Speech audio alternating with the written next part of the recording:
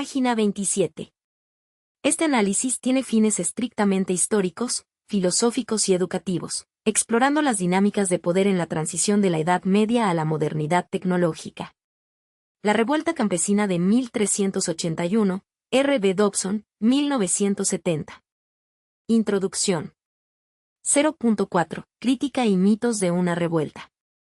¿Qué quería decir exactamente un jurado acusador cuando señalaba a un rebelde como perteneciente a la Magna Societas o Gran Sociedad? Número 40.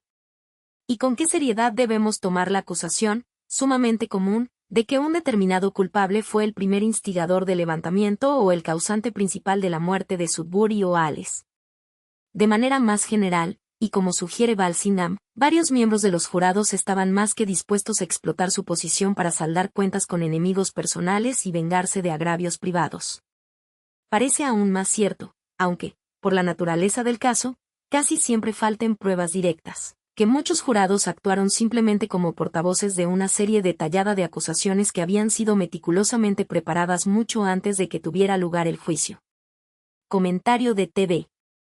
Se observa que en tiempos pasados, había corrupción en los jurados.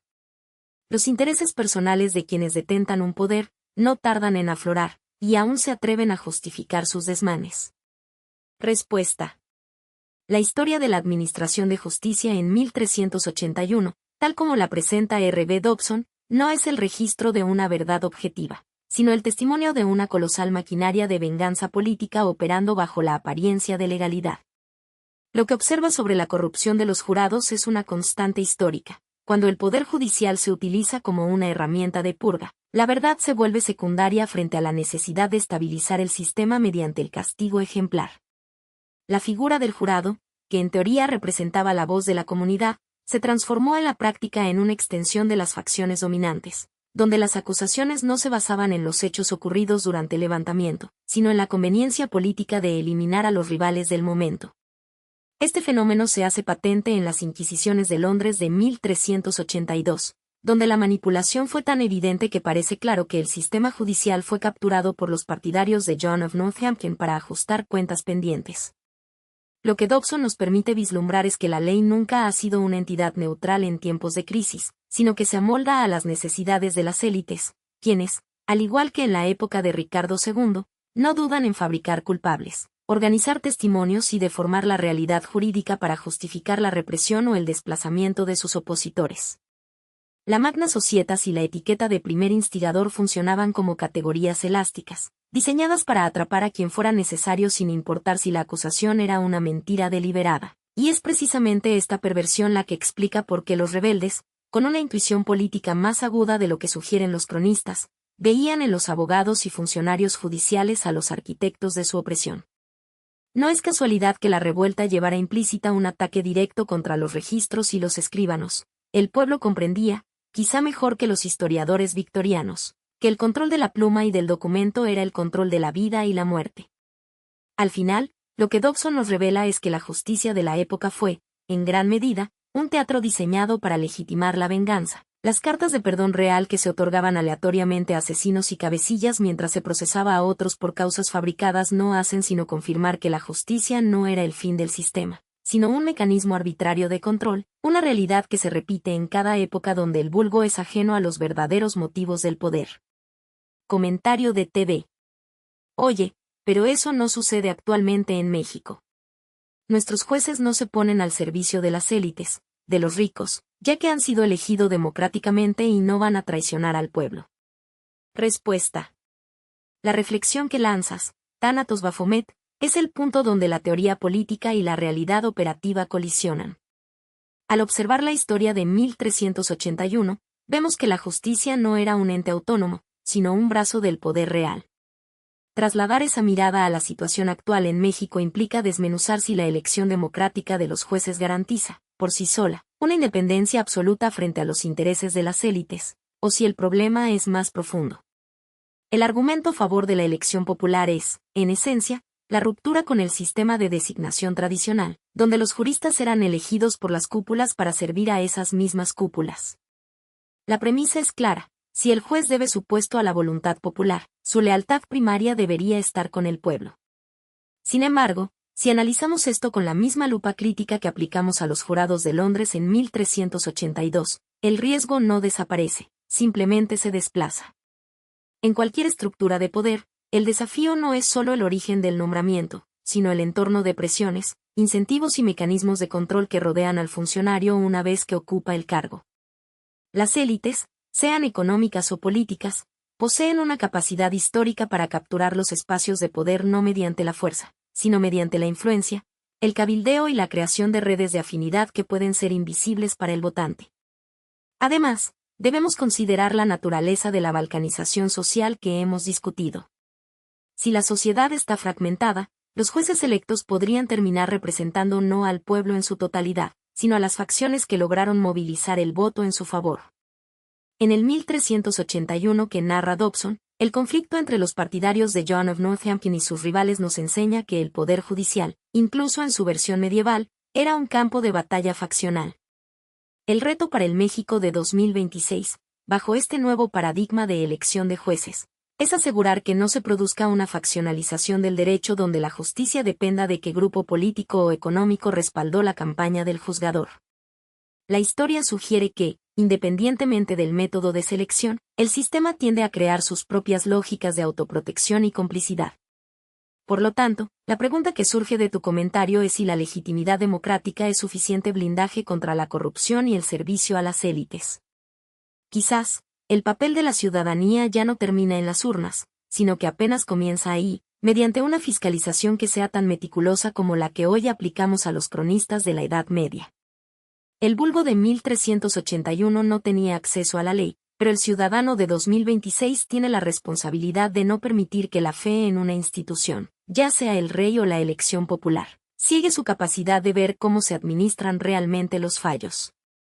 Al final, si el sistema es de rodillas ante los decretos del rey o de rodillas ante la facción de turno, la diferencia para el ciudadano común puede ser mínima si no existe un contrapeso intelectual permanente. La historia nos enseña que las instituciones nunca son estáticas, son, en todo momento, el reflejo de la vigilancia, o de la pasividad, de aquellos a quienes deben servir. El autor escribe. El ejemplo clásico es la más larga y famosa de todas las declaraciones de los jurados, las dos investigaciones realizadas ante los sheriffs de Londres a finales de noviembre de 1382, número 32. El análisis reciente de estos documentos ha sembrado serias dudas sobre su veracidad, y el hecho mismo de que se completaran dos versiones diferentes hace menos probable que alguna de ellas se realizara de buena fe. Hoy parece virtualmente cierto que los 5 concejales londinenses acusados de complicidad en la rebelión fueron, de hecho, víctimas de un montaje por parte de sus oponentes políticos dentro de la ciudad, los partidarios de John of Northampton, alcalde de Londres durante los 2 años posteriores a octubre de 1381. Por una curiosa ironía, las investigaciones de noviembre de 1382 arrojan más luz sobre el feroz faccionalismo dentro de la ciudad después de la rebelión que sobre el papel exacto que desempeñaron los propios londinenses en la revuelta de los campesinos.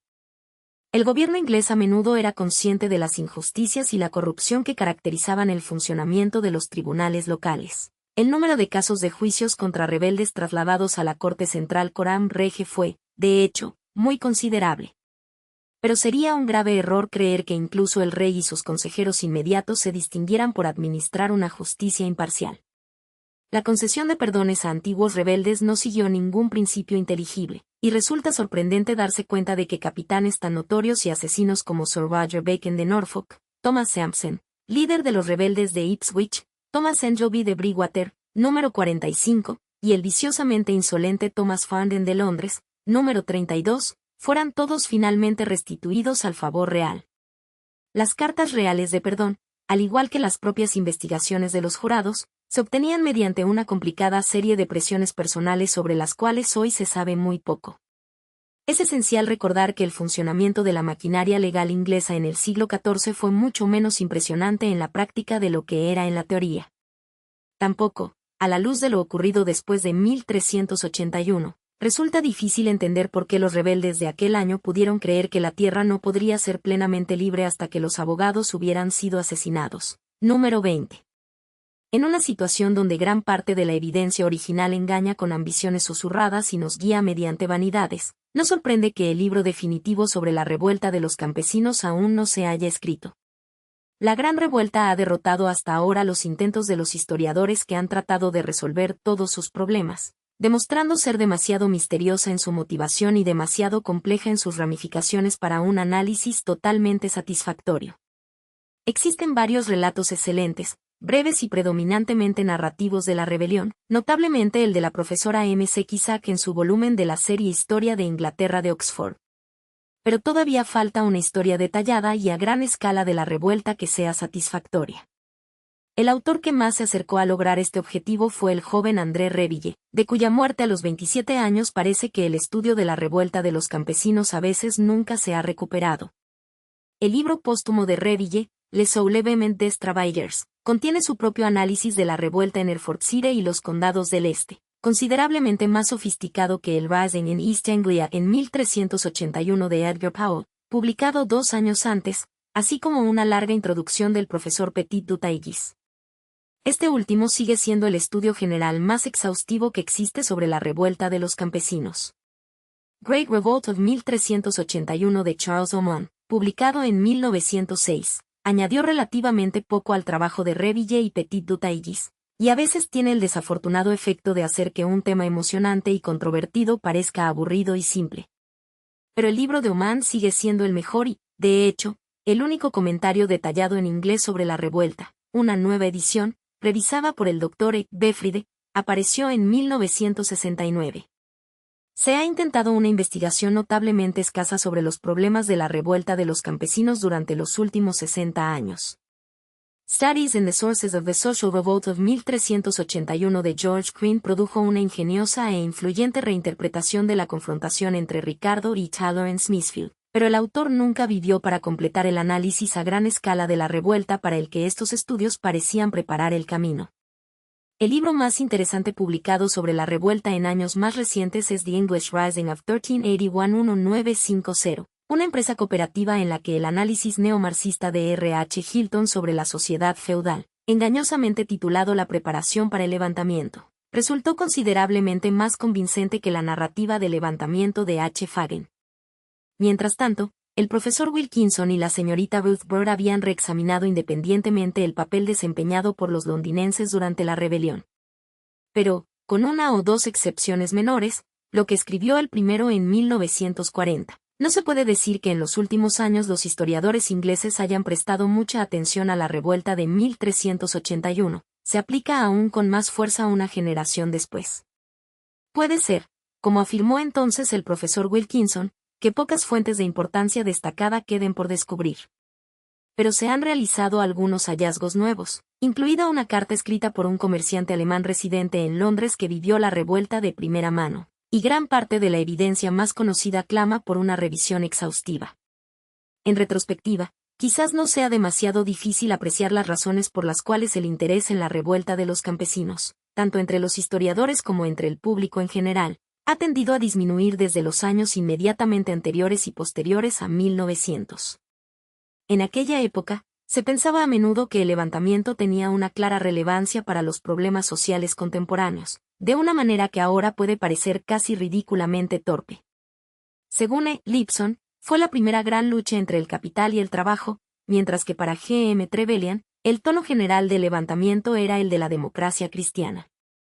Hace 60 años, finales del siglo XIV solía verse como un parteaguas decisivo en la historia social, política y religiosa de Inglaterra. La peste negra, la revuelta de los campesinos, el surgimiento de Wycliffe y Chaucer parecían marcar el amanecer de una era genuinamente nueva. La propia carrera prolífica de Trevelyan como historiador comenzó con England in the Age of Wycliffe, un tema elegido específicamente porque representaba el punto de encuentro entre lo medieval y lo moderno. Pocos historiadores actuales se atreverían a afirmar tanto. Según la ortodoxia moderna, el embate catastrófico de la peste bubónica, número 4, simplemente aceleró fuerzas sociales y económicas que ya eran plenamente evidentes en la Inglaterra de principios del siglo XIV. Y aunque Wycliffe y Chaucer fueron indudablemente figuras de la máxima importancia, no está claro en absoluto que lograran ninguna revolución permanente en la vida religiosa y literaria de su país. Gran parte de la promesa que los historiadores detectaron alguna vez en los primeros años de Ricardo II permaneció incumplida, El amanecer de una nueva era resulta, tras un examen detenido, ser falso. Los mismos argumentos parecen aplicarse inevitablemente a la gran revuelta en sí misma. Es posible aceptar la validez del comentario de Stubbs de que el levantamiento de los comunes es uno de los fenómenos más prodigiosos que se pueden encontrar en toda nuestra historia, sin llegar a ningún acuerdo sobre qué es exactamente lo que presagia. Página 30.